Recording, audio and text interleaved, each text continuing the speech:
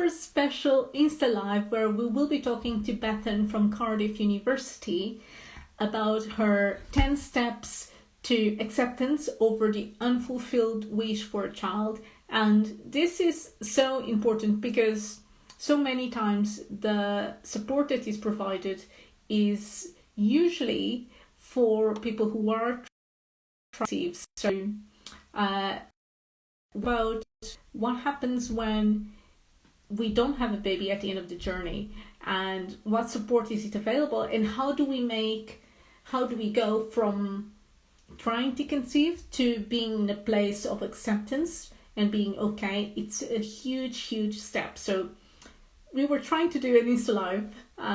We've been cut off a couple of times. Let's see if we can. We talked about 4 steps so far in this journey, and it's 10 steps. Your starting point. Sorry, Bethan, don't know what's happening today. I don't know. It's going against us, isn't it? We are persistent and resilient. Yes. So we talked about step 1, your starting point. Step 2, being kind to yourself. Step 3, traveling at a safe distance from our negative thoughts. And 4, setting your direction of travel, the things that we value the most. So tell me about step number 5. Okay, hopefully I won't get cut off this time. Okay, so step 5 is called Illuminate Your Journey. And this is about trying to think about the positives, which can be really difficult when we go through really kind of difficult experiences or situations. But it can be helpful to kind of think about if there's been any positives. So, for example, developing kind of an inner strength or realizing your inner strength, that can be a positive on a journey like this one. So thinking about some of the positives, that situation in a bit positive light. So that's what that step's about. Hopefully everyone heard me on that. I think it's an important step because our brain automatically thinks about all the reasons why something might go wrong or all the negative things that are happening, and doesn't necessarily think about the positive things. So if we are considering both the positive and the negative things in our lives, we have a more realistic view of what's happening, and that can, I feel, maybe ease some of the feelings as well, the anxiety or the worry or the sadness, because we realize that there's positive things in our life as well. Yeah, absolutely. Yeah, that's totally nailed it on the head. And what's step number 6? So step 6 is plan your route. So that's about goal setting. So this step guides you through setting long-term and short-term goals, and those goals are based on the values that you entered in step 4. This is about kind of developing goals in our lives that will bring meaning and a fulfilling life. And if we base those goals on our values, and that's how we're going to achieve that. So that's what this step is about. And they don't have to be big, grand goals. They can just be little steps, just little things that we can keep kind of plugging away at.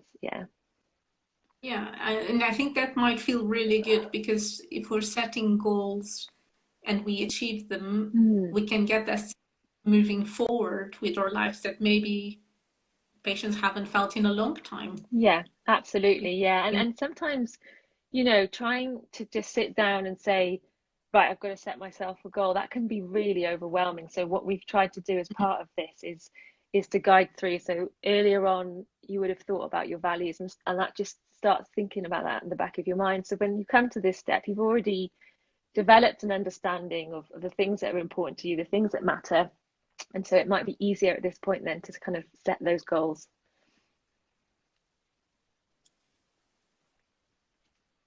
And I can see here step number 7, stepping out of your comfort zone, which I think it's where it might be uncomfortable, but there might be some very good things coming out of this step, I can imagine.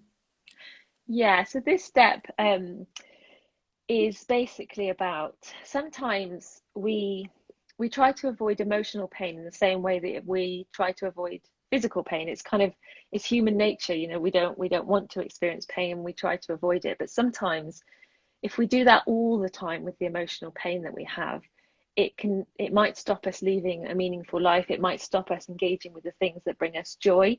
Um, Mhm. so this step is about just very slowly kind of thinking about what's outside our comfort zone. So it talks about, you know, what's just outside that comfort zone for you. There's your comfort zone.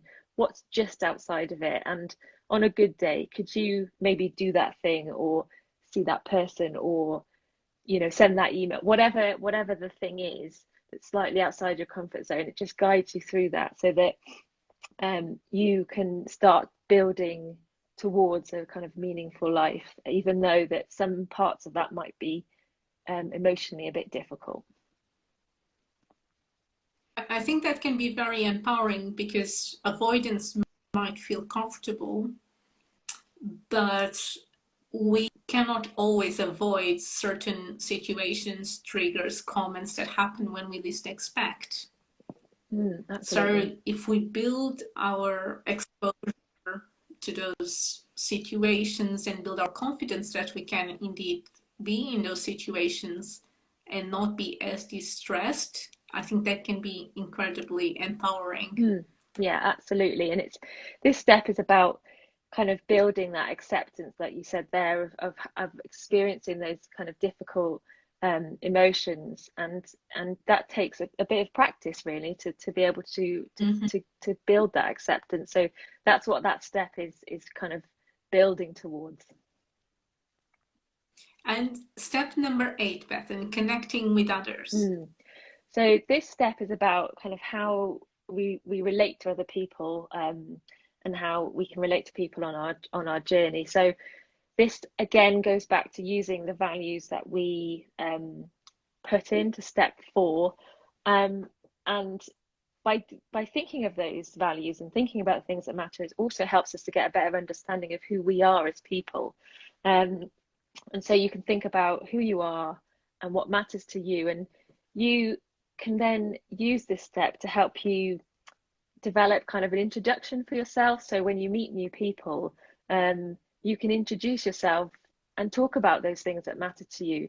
And in doing that, Mhm. you could perhaps connect to another person who shares similar values or strengthen current relationships that you have, friendships. So it's just about, you know, thinking about those values and who you are and how you want to present yourself. Um, and the routines that come alongside this step also give advice on how to deal with perhaps insensitive comments. You mentioned them like a little bit earlier there.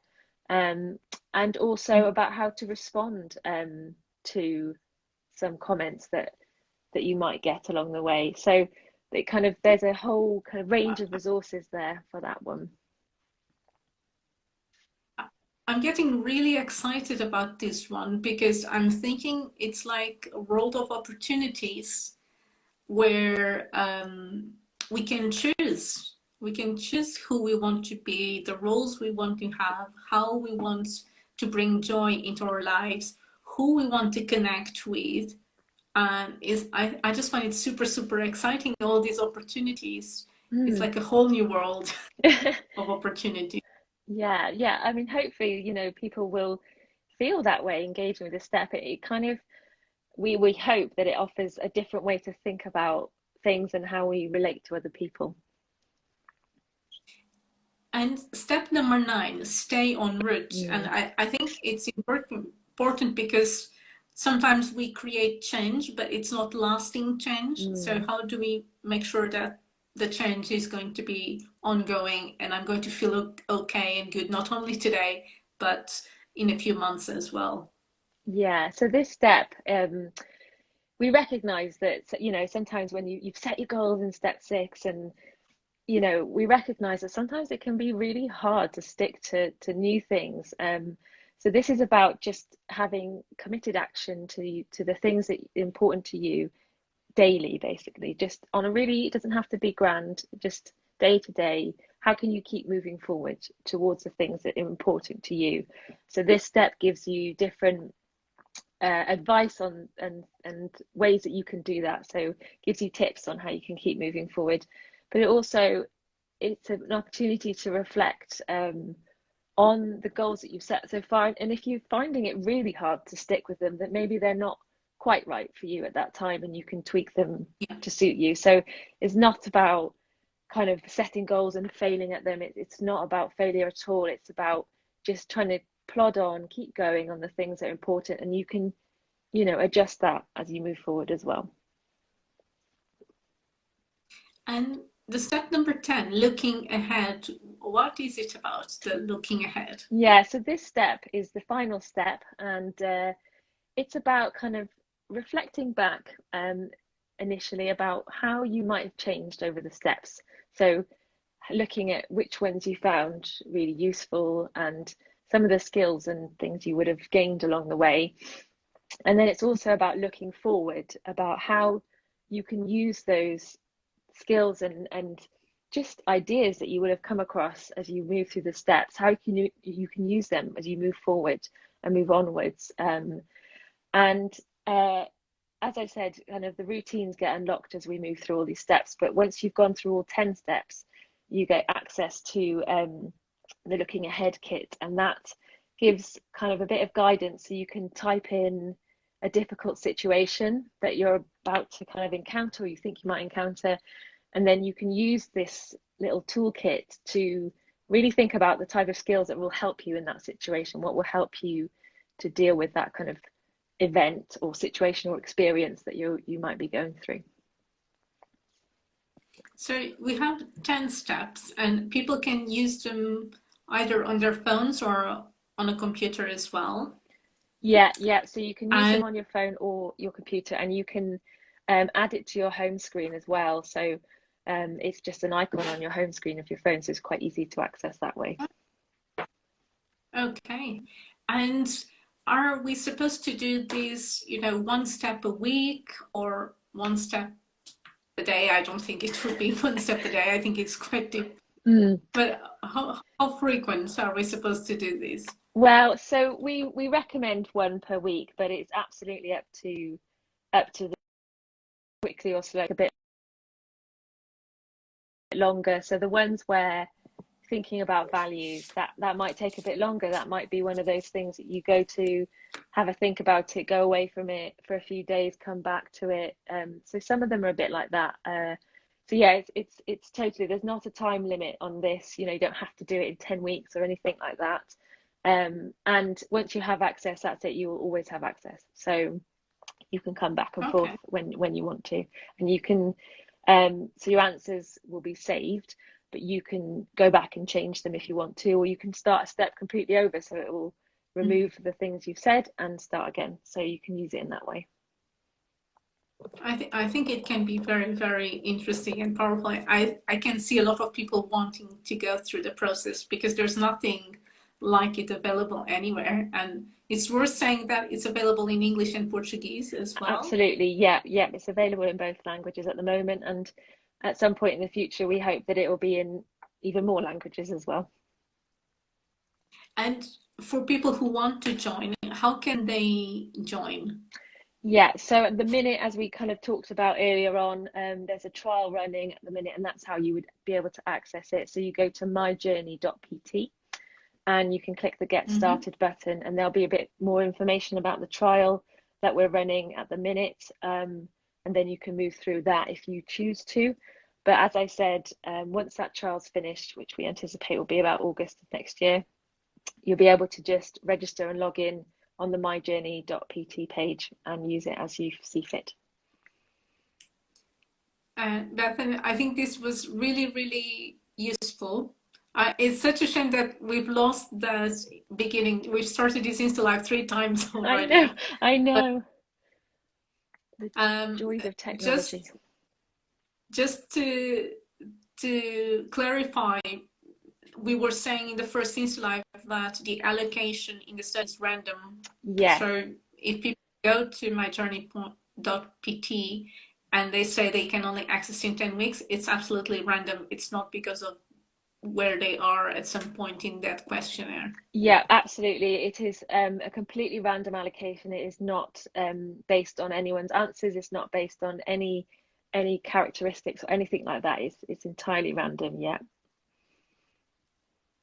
So, Bethan, I'm going to leave this video on IGTV so that more people can watch it. Okay. If anyone wants to join, do check My Journey Map on Instagram or myjourney.pt online. And I really, really recommend everyone to have a look if you are at that point where you feel you want to get to a point of acceptance. Bethan, thank you so much for joining us today. Thank you so much. Thank you. It's been lovely. Thanks. Bye. Bye.